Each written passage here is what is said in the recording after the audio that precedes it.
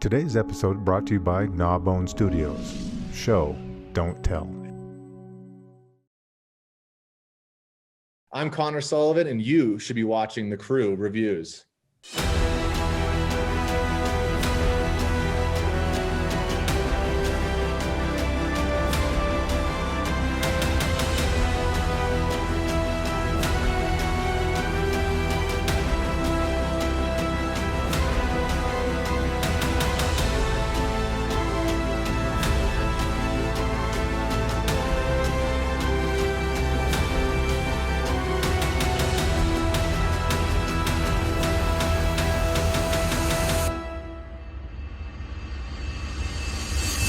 Boys, Yes. want to welcome Mr. Connor Sullivan to the show. Welcome to Hey. Crew Reviews, Connor. Having me. Look at this. He's here. Cheers. Summertime. Cheers. Connor, your debut, Sleeping Bear, due July 6th, has received a ton of early buzz. Can you peel back the forest canopy and give us a quick rundown of what the readers can expect? Yeah, so my book, my debut, Sleeping Bear. There it is. As we were saying earlier, I never thought this book would get published, and I'm very excited for this to happen. Yeah, so basically, I wanted to do a book about people that I've kind of grown up around in the part of the world that I live in Montana. Well, let me kind of like preface this. I loved, growing up, I loved reading spy thrillers. Like that was my thing. Yeah. And I always wanted to do that. But again, I haven't really spent much time in cities. I've never been to Berlin, Moscow. I've never done like the actual, what spy tropes are like. Right. I live in rural Montana. There's a lot of spying going on up there. There's not a lot. Well, I'll get into that. Good fishing holes. So, yes. Yeah. So my whole life, I wanted to be a professional skier. I got in a really bad accident when I was 19, kind of ended it. And then from there, I just was kind of honest with myself and said, if I could do anything, what would I want to do? And it was to be a writer. And I literally Googled best writing film school, got a hit on Google, applied within a year I was in, and did the Hollywood route, did not really like it. Working on desks in Hollywood for 2 years, my wife and I just decided to move back home. And that's when I started writing Sleeping Bear. And it was so the crux of when I first had the idea for Sleeping Bear, I was at the commissary at Warner Brothers eating lunch. And I saw an article that I cannot find for the life of me anymore. And it was about how many people go missing every year in the state of Alaska. And it was like something like 2,000 a year. Yeah, it's huge. Just missing persons reports. And I went, well, that's a thriller, right? Yeah. So I started to do some more research. I looked up what the Alaska Triangle was. And, there's been a lot of folklore around it, like UFOs and all government conspiracies. So I knew, I was like, okay, here we go. Here's the thriller. I want to do something with this. And I remember I went on Google Maps that day at lunch and kind of zoomed over the area where this is. And it's like the size of Texas, right?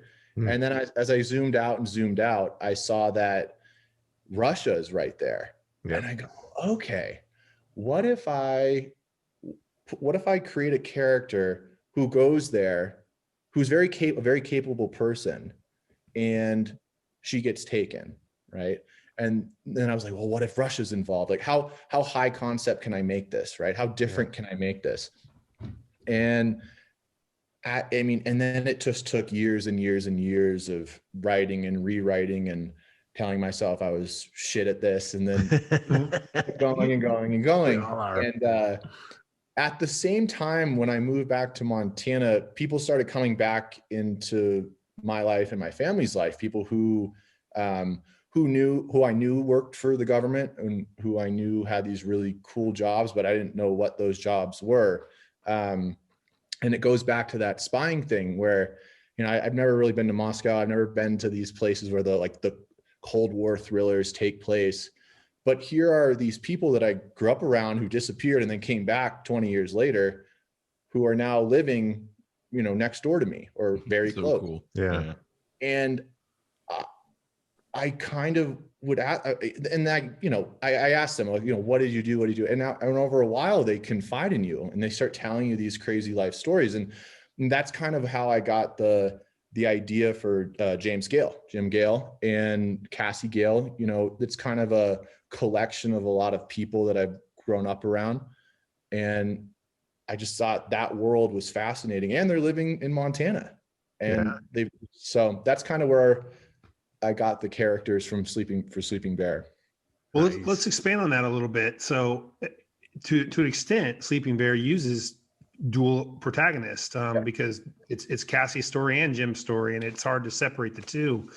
When you began this story, did you know both characters would have such meaty roles, or did you think one was going to be more of a supporter to the other? I knew that Cassie was going to be the character who disappears. And what terrified me so much about the story is that I've never really seen a thriller in this genre that does this. And it scared me. Like, I'd always say to my dad, like, I'm done. I just wasted 5 years of my life. Like a woman goes missing in the woods novel that turns into kind of like this political thriller. Like, what? And he kept saying, like, well, that's a good thing. And I mean, I guess he was right at a certain point. So well, it turned out okay. Well, Don Bentley says that. He goes, you got to write something that's same but different, and you hit it. So right, it works. But you alluded to something just before about some of the people that'll live around you who disappeared and then came back. And when we talked a while back, you and I were talking about something a little bit different. You mentioned those contacts, and several of them are former members of a super secret part of a 3-letter agency.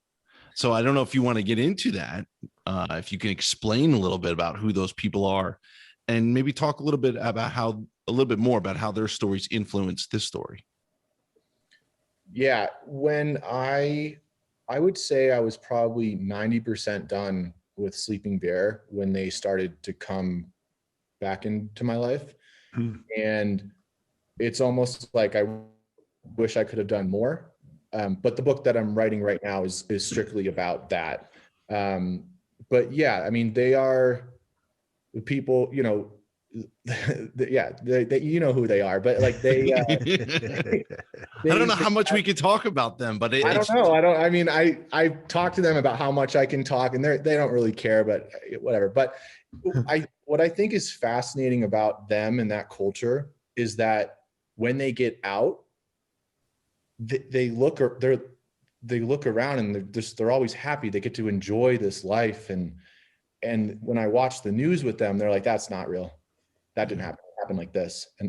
And then, when you get them talking over a couple beers, that's when it gets really interesting. All the covert wars, all the things really going on behind closed doors, and what spying and espionage and paramilitary work looks like. And it's a fascinating world. Did you go back after talking? You said you were like 90% done, but did you go back, and did that influence like earlier parts of the book where you were like, you know what, I should add this tidbit or this story or this side around? Yeah, they introduced me to some like older, like Vietnam era crusty guys living in the middle of the woods who's a very much inspiration of James Gale in a way. Some of these guys are a lot older, but just the legacies. It kind of, the grandfathers did it, the fathers did it, and now the kids are doing it, and it's like that legacy. And I always found that just fascinating. Right. Why do you think they were so open with you? I'm not a threat to them. I don't know. I've known. I mean, some of them I've known forever. And it's like you meet one person and have a couple beers with them, meet another, and I'm not like asking them things. It's just I only pick up what they tell me, and they'll say like, oh, you can't say this, or you can't put this in your book or whatever, but This is what happened. And I mean, as a writer, I mean, it doesn't get any better than that. The access that I have gotten is incredible. Yeah. Maybe they felt more comfortable and safer with the knowledge with you versus some unknown dude that made. Well, yeah. And that's another thing is they always talk about, well, if you were writing nonfiction, we would never talk to you. But you're writing fiction. It's not like they're not telling me things. I mean, Yeah. Right. Sometimes they do, but mostly it's, you know, in this situation, what would you do? And I know, Chris, I talked with you. I was like, you know, what would you do from your angle as a Secret Service agent? You know, and I kind of would have them, I'd give them like a scenario, go, how would you do this? And they'd come back to me a week later and I go, well, that sounds ridiculous. That would never work. Like, Right. Oh, I can't put that in a book. Like it's science fiction. They're like, no, that's real. We did that. Yeah. Wow. It's like, wow, truth is stranger than fiction. Yeah, I'm sure it is. Did you have to get them all drunk to get all this information? Is that really how you went about this? Is just get them all as drunk as possible? And then... No, a lot of this is at like, you know, bow hunting camp. Yeah. It works for us on this show too. Yeah. Hey, you're in Montana, so you're kind of in one of the last true grand natural wonders of our country. And then but then you plant the story in Alaska, which again is another frontier. So did you find that Alaska's kind of wild frontier is different than Montana's? Or did you have any prior knowledge of just Alaska country? How did you? Yeah, I mean, I've been to. Yeah. Okay. Yeah, so what do you see the differences between Montana and Alaska? I mean, there are some glaring ones that I can think of, but what can you tell us what you think made Alaska a more appropriate starting point when you first started fleshing out this story? I think when I really started doing the research on it, I can't remember the exact statistics, but what blew my mind is how massive it is, how wild it is. But then you start looking into their law enforcement, the numbers of cops, of village public safety officers compared to how big this place is. There's nothing. Right. I mean, there's 3 cops. I think in the jurisdiction that I was doing research in, there was 3 Alaska state troopers for an area the size of Massachusetts. Yeah. It's just crazy, dude. And you can only access some of these villages by bush plane. Yeah. Right.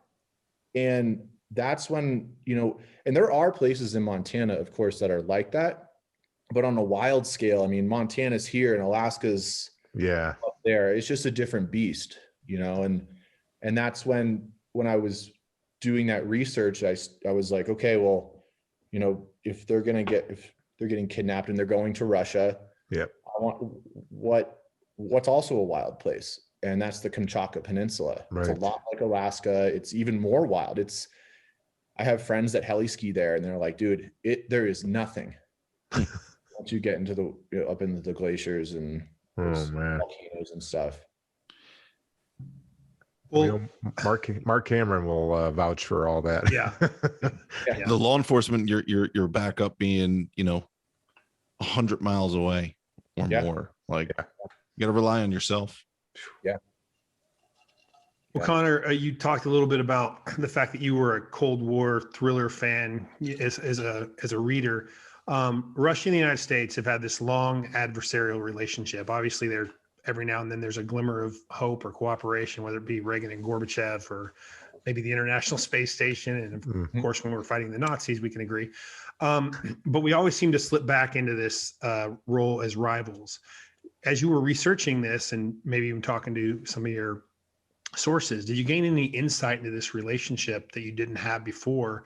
And did you come across any info that made you think, hey, something like my plot could be happening? Yeah. I don't remember what process I was in writing the book, but I remember seeing something about some Hunger Games type style thing they were trying to do in Russia. I don't remember if it was for like a TV show that they were like a reality TV show. And that like really, I was like, oh my God, that's pretty much what I'm writing. That's incredible. In terms of like covert stuff I've learned about Russia, I think that I'm pretty sure Russia's like GDP is like 3% of world GDP. It's like nothing, right? So Putin puts all the power on, the fist, the cold, like nuclear power, and his military spending and all that. And I think what I've learned through my friends and research is all the proxy wars that Russia runs behind closed doors. We kind of do it too, but learning what they do in Syria and what we do in Syria. And it's for me, it's fascinating that this exists and the average person doesn't know about this. Mm-hmm. But yeah. Well, let's shift a little bit. Let's talk a little bit about the creative process. As most authors ultimately discover, writing is much about editing as anything else. Some people enjoy that editing process, some hate it. But you worked with one of the best editors in the industry, with Emily Bessler, yes, I did. with Sleeping Bear. And so that being said, did you find that process difficult, illuminating, or maybe a mixture of both? I found it, well, first of all, I had no idea what to expect. So, and I've only done this once, so I don't really know, how it's different from other people. But she was amazing. She really helped me with coherence. And, at that point, by the time the manuscript got to her, it went through so many people, right? Yeah. And my agents were really like rewrite after rewrite after rewrite. So by the time she got it, it was pretty solid, but she was still able to find these like little things of like, oh man, I've literally looked at that page 500 times. Really? And she'll just a little tweak. And it was, and like, oh wow, okay. Yeah, that makes that so much better. But yeah, I'm very impressed by her. I mean, I've been reading Vince Flynn books, Brad Thor books forever. Right. And I know Jack Carr always says this, but he always says, Emily Bessler was my first choice, and Emily Bessler was my first choice. I've been, I remember when she signed Jack Carr, I was on an airplane. I was reading the terminal list. I was like, wow, I want this to be me one day. Yeah. So. Yeah. Ding, ding, ding. You were talking about the editing process. So you wrote this book over about a 5-year period, you said. Mm-hmm. And since we all write, we kind of understand a little bit about it. Did you ever cut something out and completely forget you cut it out, and then like progress? And then like when somebody says this doesn't make sense, or, you're like, well, of course it does, because this happened. They're like, where did that happen? Did anything like that occur to you over that time period? I mean, guys, I'm still trying to figure out my writing process. I mean, it's just, as soon as I feel like I've gotten it, I realize I don't know anything. Yeah. And it's just, and I don't know. I think that 10% of the time of my writing process, I'm confident, and 90% of the time is me just like, what is wrong with me? Like 10%, that's a lot. Yeah. Why can't this work? I'm sure that 10% is just me being delusional, It's just, I don't know. I just feel like writing is so hard.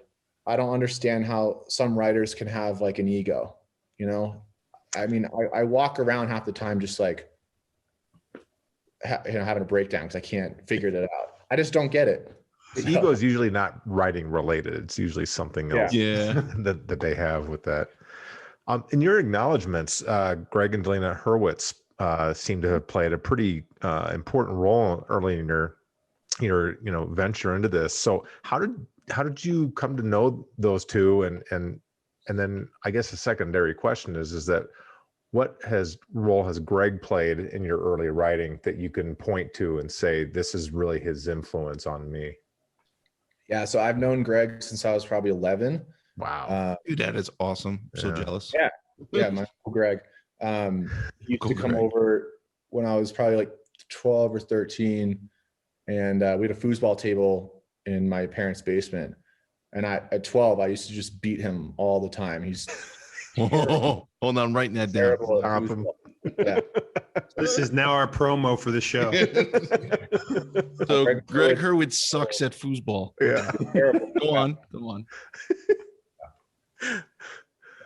No, I mean, he is terrible, but no, I've known Greg forever. I mean, I grew up and just seeing him. I mean, first of all, the guy is a machine. Yeah, he's brilliant. And that was also something that like messed with me when I was really taking writing seriously, is because I was living in LA. Delina is his better half. You know, she's we all know that. Okay, you know Delina? No, we know. We just know it's her. Oh, okay, yeah. We know how this works. Okay. We're all married. Yeah. But during college, they used to have me up at the house all the time, and they just feed me dinner, and I'd steal their Tupperware, and I'd never get it back. And sure. Yes. No, they were great. And Greg would always, give me advice, and I could kind of see through him. Oh wow, this is what a very successful thriller writer's life is like. Right. I see how hard he works. The guy eats more than anyone I've ever met in my life. I don't know if you know that about him. He's just and he's skinny. His brain is just on 1,000 miles an hour, and the calories it takes. Yeah. But seeing how much he worked and his work ethic made me go, I need to really step it up. I remember when I was maybe a senior in college and I was already carving 4 hours a day out to write on top of my workload. And then I was having dinner with him and he said, how's it going? And I'm like, well, I'm writing 4 hours a day. And he's like, you need to be doing like 12 hours a day. What? When? What? And he's just, and that's just how his brain works. It's just incredible. Yeah, it's incredible. And that was when I remember I came home after that dinner. I was just like, I was telling my wife, I was like, Greg said I should be working like 12 hours a day. And I do have days where I mean, after I graduated school, this was my sole goal, right? I mean, I put everything into it. Everything was on the line. I did not really have a plan B. And I just put my head down for years. I wrote for 3 or 4 years without showing anyone anything I wrote. Right. And I don't know if that's smart, but I just kind of put myself in like an incubator and just wrote out of fear of not wanting to fail, Right. Or if they find out you're a fraud somehow. Right. Yeah. Had I come home and told my wife that, Greg would have gotten a phone call about 3 minutes later from my wife. Well, it was very weird for me because I remember every year he would have his book launch at the Diesel bookstore in Brentwood. I don't remember where. Yeah, I think it is. And I would always go, and it was like, I remember like the second or third year I've been writing nonstop, and I had nothing to show. Right, everything I was writing was just crap. Yeah, I didn't really know where I wanted to go. So before I had the idea for Sleeping Bear.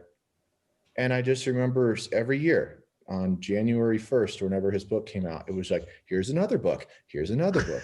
Another He's book. Awesome. Yeah. And there was always the same people there. And I remember like the third year, and I put this in the acknowledgements as well. The third year, I was just like depressed because here I am producing nothing. And I was talking to Bob Crace about this because he would always be at the bookstore for Greg's book launch. And he's like, oh, how are you doing? I'm like, oh, I'm good. And just told him like, oh, this is just so hard, writing, and like writing's just so difficult. And he goes, isn't that great? Isn't it just I remember looking at him, and he just had this like starry look in his eye. And he's like, you're just so lucky to be able to write every day. And I'm like, here I am just complaining about how hard it is. And that really that was a big change in my brain where I was like, okay, yeah, I'm so lucky I get to have these problems every day. Sure. Not digging ditches. World, right? Not digging ditches. Yeah.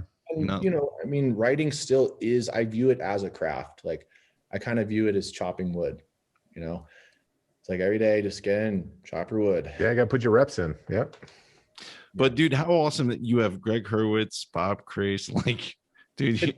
And then your neighbors, like you have access to so incredible stuff. Wow. That's awesome. Bob is a show favorite for sure. Yeah, for sure. Amazing. Yeah, he's a great guy. Heck yeah. Well, I want to get back to the book, the heart of the book.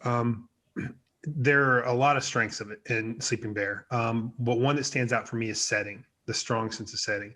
It acts as a catalyst for character growth and learning things about the characters. It heightens a sense of danger just because of the raw wilderness aspect. And then from a reader standpoint, I think the unfamiliarity of the area kind of puts us more off balance from the standpoint of knowing what's going to come next. Because really, I mean, if a polar bear comes out of, no, they're not polar bears in that part of Alaska, probably. I don't know, actually. But anything can happen. So that heightens a sense of tension. Can you tell us a little bit about the relationship of character, plot, and setting in your writing? And which do you start with? And how do you go about developing each? I have found that I am very connected to where I grew up, especially in Montana. And I like to think of my setting and then my characters in that setting. So how that setting morphed my characters, what's different about the people who live where I live as opposed to the people who live in New York City, as opposed to they live in, Los Angeles, completely different people. Right. They always say up here, like, tough places produce tough people. Yep. And, I see that a lot with people I'm around. I mean, I know a lot of Cassie Gales. I know a lot of Jim Gales. And in where I live, that's just how most people are. Right. I will say that there has been a lot of TV shows about my hometown and that are shooting in my hometown, and people hate it. And I can't stand how it's portrayed sometimes. Right. It's like, we don't have shootouts in our main street. We take that out into the mountains. I'm sure. So yeah, I like to kind of bring how I view the setting of where I grown up to the page. And same with Alaska. I've been to Alaska a couple of times. I have a lot of friends from Alaska. So that was how I really got into what the culture was like. Right. That was a powerful aspect of the book. So Tess Garrison, James Patterson, Robert Dugani, Greg Hurwitz, Chris Howdy, Robert Crace. You managed to get some of the biggest names in the genre to blurb your debut, Sleeping Bear. One, how does that feel? And two, do their words help validate you as a writer, like internally, or do you still feel the need to prove yourself more than you already have? Oh, I still feel like I need to prove myself every day. I mean, again, writing's so hard that, writing's done, for me, it's done in a very solitary place. And it's amazing to get that outside validation. I spent 5 years telling myself that there's no way this book is going to get published because it's so different. I haven't seen this. So how can I even break into that genre? And I know it's funny, like, looking back on it, but like that self-doubt that I had, and, every single day when I put my ass in the chair, my goal is to just overcome that voice in my head that tells me I'm dumb. I'm never going to, be able to write a book. It's too hard. Who cares about what you write? that voice. And every day I try to, even now, and that voice still exists. Like, even though I did it, right, I achieved my goal. That voice is still there. Like, oh, you're not going to do it again. It's just like, it's like every single day is that, okay, just. That is such a crazy thing, man. Cause we've talked to so many writers, some like, not just like debuts, like accomplished writers. And that sense of self-doubt, like, it is so prevalent. Like, it is so there, and it's so common. It blows my mind. I feel it. I know these guys feel it. Yep. like, where the hell does that come from? Like, why do we think so poorly of ourselves? I don't know. It's the statistics of it all. I think it's just the rarity of making it as far as you already have. And well, that was another thing is it's like, I immediately like brainwashed myself to not look at the statistics. Right. Like I remember when I got my book deal, my friends were calling me and they were like, dude, like we never said this to your face, but like, we thought you were a moron to try to. Oh my God.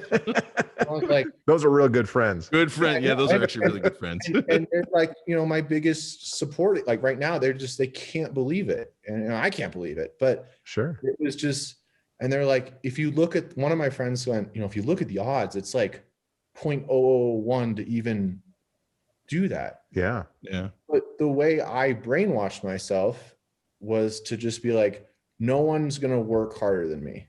Sure. And I don't know if that was true. I just told myself that. And I just, while, I'm still in my 20s, all my other friends are out partying every night. I spent the last 5 years in a room trying to get good at a craft. Right. With basically 5 years, no outside validation. Yeah. The first thing I really did was I got rid of all social media when I was like 24 or 25 because I was addicted to it. Spending so much time scrolling, getting that instant validation and not writing. Right. Mm-hmm. And then as soon as I deleted everything and kind of simplified my life, that's when it started to kind of take off. So. Well, that's an interesting thing though. Did you just quit it cold turkey? Did you go through like withdrawal? Oh, no.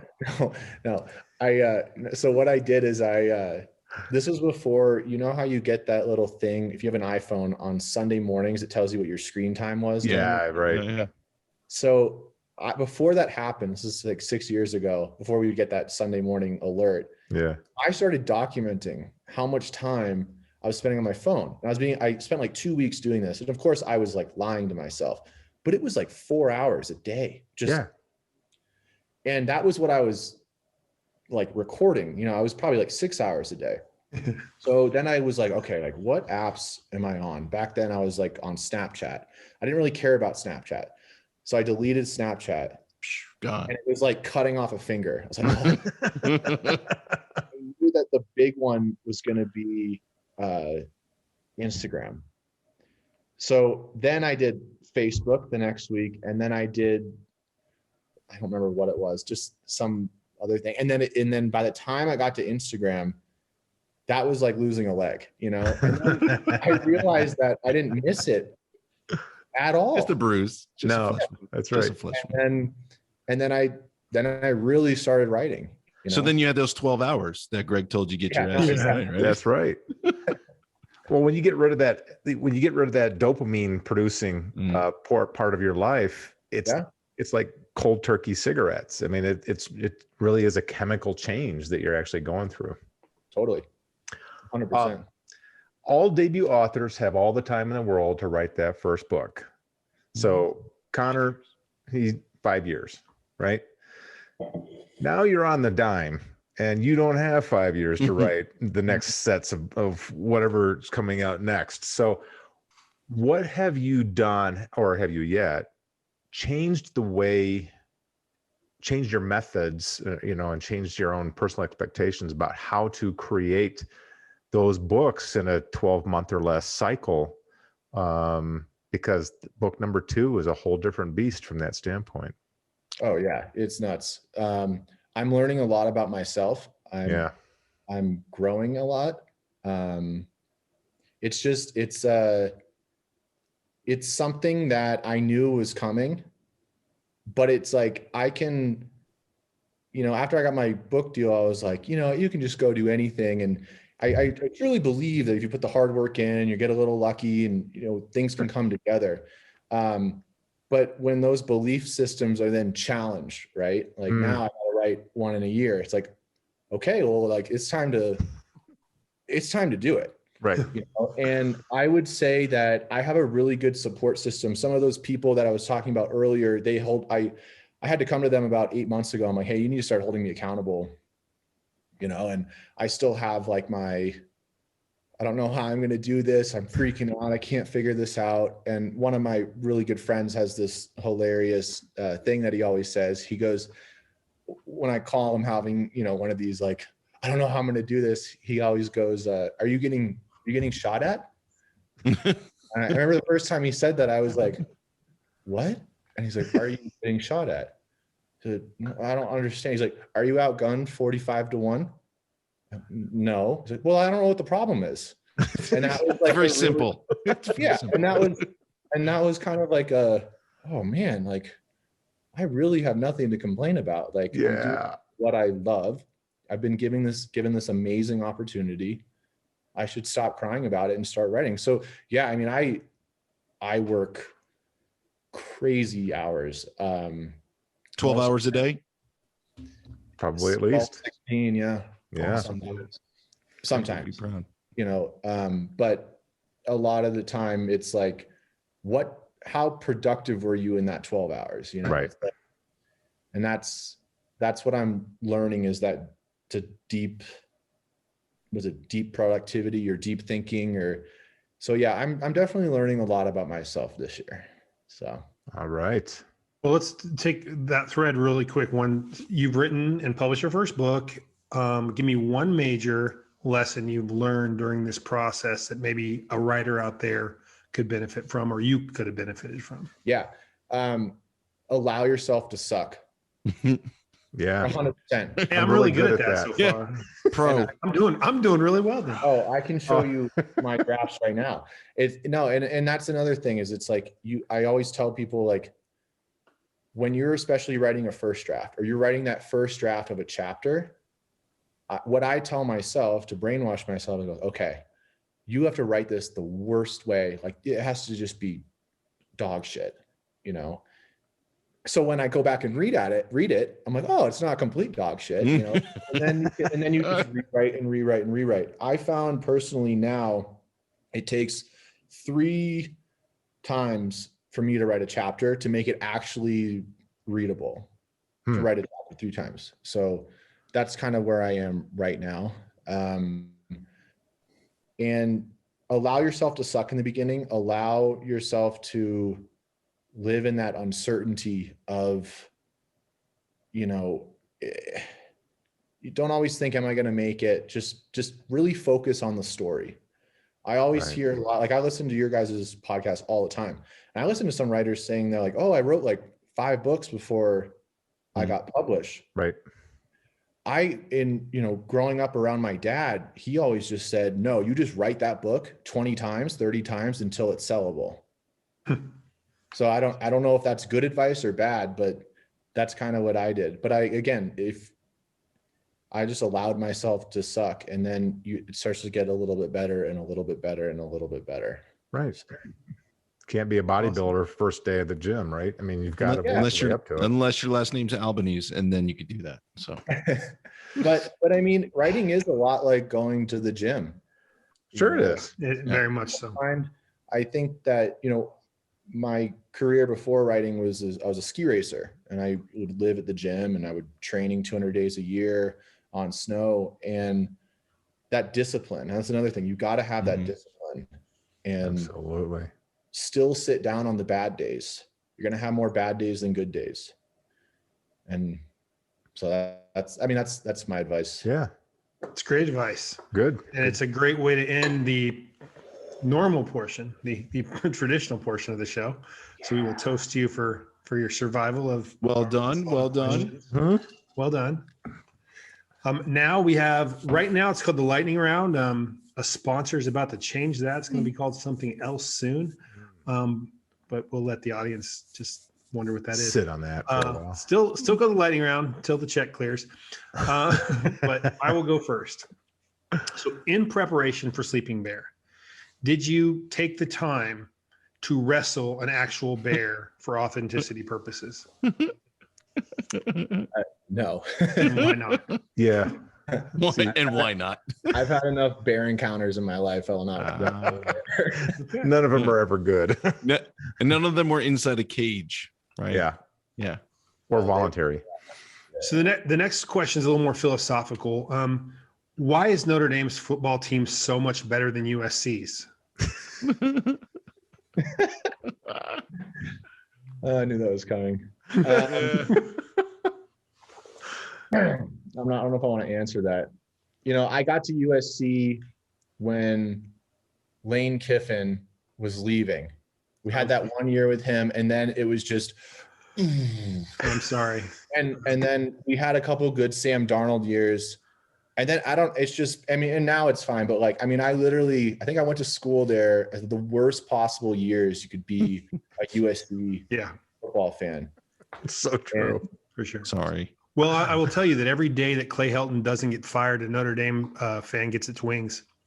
And again, I don't understand that either. He's got to have pictures on somebody. Has something on someone. Yeah. Every year we're like, all right, goodbye. And he just so like a growth. Well, then I won't kick you while you're down anymore. So my last question is, when you were working for Warner Brothers, what was the plot of one of the worst scripts you had to read? Which day? I don't know if I can say this. Yes, you can. Oh, yes, you can. Let's have a drink, and then You're a big time writer now. You can do what you want. You can talk around it for sure. now you could say it. Probably got made. All right. So Probably got made. So I actually thought this script was fun, but it was the most ridiculous thing I've ever heard in my life. It was called Healthies instead of Selfies. So the plot was it was a zombie apocalypse, but every time you took a selfie, you turn into a zombie. So all of the influencers and vapid people in the world all could consume themselves. And it was the most just batshit thing I've ever read. And it was so entertaining. It was just about I think it was written in a reality TV type thing. Yeah. That the rich and the famous were going to these compounds because the world is getting taken over by healthies. The rule was, okay, if we're in that compound, you can't take a selfie, but these are very vapid people. So one person takes and then it would just blow up. And that was, and you kind of want that to actually happen. So that's kind of the interesting part of it, right? Wish fulfillment. That's what writing's all about. I hate to put that on blast because it was very entertaining, Yeah. We'll see it made. It'll be on the CW or something. Sure, hopefully. All right, so Montana shares a border with Canada, but it's nearly 1,000 miles away from Mexico. So why is the state motto of Montana Oro y Plata, gold and silver? Why is that? Gold and silver? Yeah. Yeah. Does it have to do with the mining? No idea, but it's in Spanish. It's on your go next time. Look at the flag. It's on there. Interesting. It probably has to do with Butte at the time. The Berkeley pit. I don't know if you know about Butte. Butte was Butte, Montana is considered the butt of the United States. No, it's not. Pit called he lives in Jersey. Newark. Newark's the armpit. That's the armpit. I was going to say, we're talking the other side. Yeah. Okay. So maybe it is. You're right. Go ahead. But that's where all the mining happened. I think it was the richest town or the richest city in the 1800s west of the Mississippi. That's where the railroad came through, and that's where all the gold mining, the big huge gold rush was. And so it might have something to do with that. I should know this, but I don't. I'm just Chris curious why it's in Spanish. I don't know. Chris asks questions nobody knows. That's all day long. All right, so here's one you should know. Yeah, so you mentioned in your in the back of the book that your dog Batilda is a Saint Bernard. Yes. Well, what breed is Arlo? Arlo is a English setter. And who's in charge? Oh, Matilda. Oh, really? Yeah. So my whole life, I have always wanted a Saint Bernard, and I always told my parents, told my wife, when I get published, I'm buying a Saint Bernard. And that is the first thing I did. I told Emily that, I literally bought a baby Saint Bernard, and she's 130 pounds right now. Awesome. But yeah, Arlo is a bird dog who grew up in Los Angeles, who is afraid of birds and allergic to feathers. Of course. And he was the reason why it probably took me so long to write my first book. Yeah, I know. I saw that. When we interviewed Greg Hurwitz the first time, since you mentioned Greg several times, his dogs came in and like dominated. Stopped the interview like 5 times. Yeah, Cairo and Simba, they're huge. Yeah. They were awesome. All right. So here's my last one for you. It took you 5 years to write the book. So what's the alternative title to Sleeping Bear? What was your working titles? I couldn't figure out a title. It was untitled, I think, when I sent it to my agents. Oh no, I had it named Sharashka, which is the type of blog that they're in. And that didn't go. Yeah. But I would always joke, I couldn't figure out a title to it just because I just thought that the book is so weird in terms of genre and how it happened. I just couldn't figure something out. I thought I'd always joke that it would have like the name girl in it, because you know how everything is Gone Girl, whatever. Yeah. The girl in the red state. Yeah. Really gone missing girl. Yeah. But so when your agent was shopping it and it went to Emily Bessler, was it Sleeping Bear, or did it get changed at some point? It was Sleeping Bear. Yeah. Cool. Yeah, it was. And that was another thing. So I worked 5 years to do this. I probably worked with my agents for 6 months, rewriting and tweaking. They helped me with the name. And then I was actually working at a private ski resort near my home, teaching very famous people and billionaires how to ski. Sweet. And I was having one of like the worst days of my life I won't get into it, but that's when I finally got my agent. I was on the chairlift. I just looked down and I went, oh, I'm never coming back here. It just bombs downhill. Yeah, pretty much. Good luck, Charlie Sheen. Good luck. See you later. But then, so then that was probably like in November. And then by March, I think they went out with it in March. And I think they went out with it on March 13th. And then the 14th was the shutdown.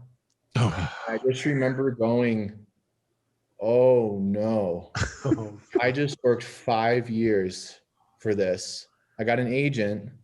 It's about to happen for me. And then the whole publishing world, the whole world shuts down. Yeah. And I just remember, I'll never forget this. I was sitting on my couch, having a glass of wine, just staring at the wall, going, it's over. And then I didn't hear anything for like a month. Oh, that would drive me. I already was like, all right, well, the world's burning anyway. So, and then you just get the call that changes your life. Yeah, that's awesome. Oh man. Well, thank God it worked out. Yeah. All right. I'm up. You're wearing weather appropriate clothing. You have a survival knife and you have flint for making fire. Mm-hmm. How long do you last in the Alaskan wilderness? So I have a fire starter. And a knife, and you're wearing appropriate clothing. Where in Alaska? No, I'm not giving you any more than that, man. Yeah, I'm gonna put you on the spot. A harsh area. How long would I last until I die, or how? Like, yeah, let's just say how long before you just go heels up. But you're out there. There's no 7-Eleven around the corner. Yeah, no. I mean, if I was near water, if I was near a river, let's say you got a water source. If I got a water source, yeah, I could last 6 weeks, but I'd have to find food pretty fast. I'd have to find fish, fat. Yeah. Mm-hmm.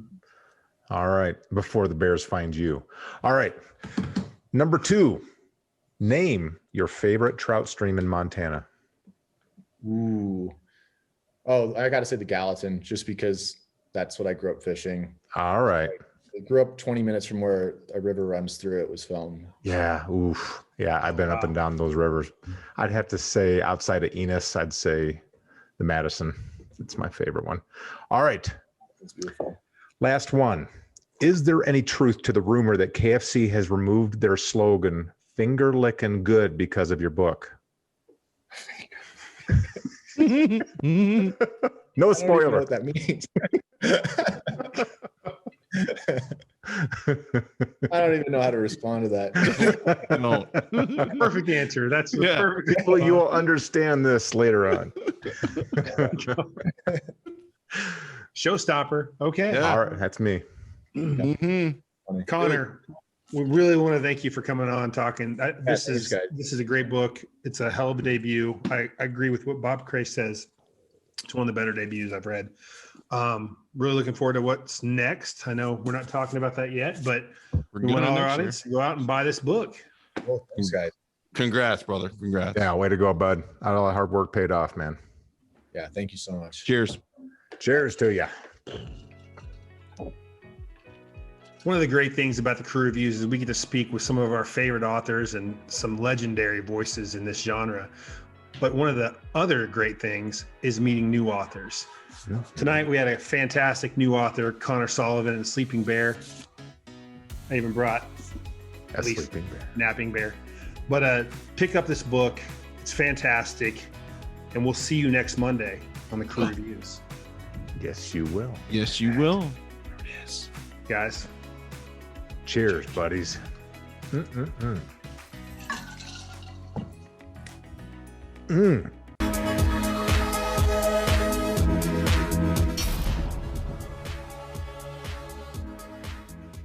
But it's never about either one of you, you or me. It's when Chris is ready for us to be. Oh, gotcha. I don't have my phone. There was a picture I was gonna use, like just to do like one of these, and it would have stopped you cold.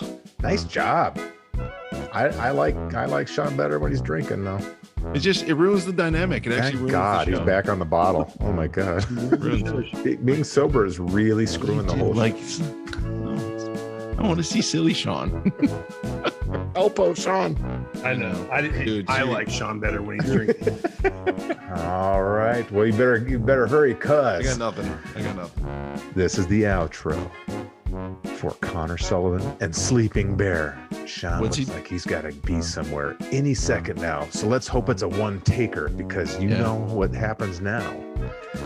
In 3, 2, and game.